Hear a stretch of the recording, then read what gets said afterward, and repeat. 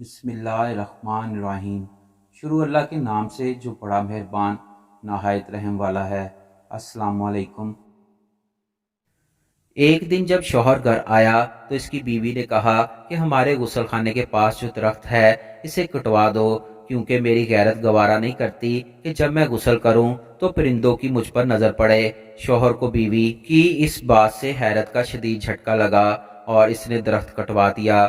وقت گزرتا رہا۔ ایک دن وہ خلاف معمول اچانک گھر آیا تو دیکھا اس کی بیوی کسی غیر مرد کے ساتھ تعلقات بنا رہی تھی۔ اسے دیکھ کر بہت رنج ہوا اور وہ فوراً گھر بار چھوڑ کر بغداد چلا گیا۔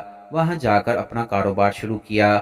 اللہ کی برکت سے آہستہ آہستہ کاروبار اتنا بڑھ گیا کہ وہ بغداد کے سرکردہ شہریوں میں شمار ہونے لگا، یہاں تک کہ بغداد کے کوتوال تک رسائی حاصل کر لی۔ ایک دن کوتوال کے گھر چوری ہو گئی۔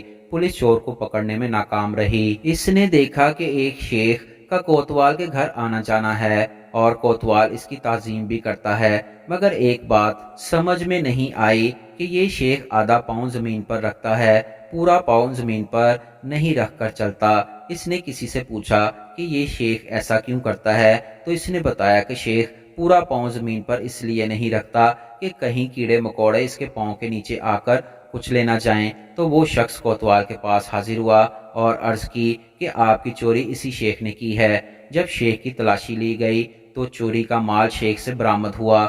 کوتوال نے کہا کہ ہم نے تو سوچا بھی نہیں تھا کہ شیخ ایسا کام کر سکتا ہے، مگر تمہیں کیسے پتا چلا؟ تو اس شخص نے کہا میرے گھر میں ایک درخت تھا جس نے مجھے نصیحت کی تھی کہ جو شخص ضرورت سے زیادہ نیک نظر آتے ہیں وہ عموماً نیک نہیں ہوتے۔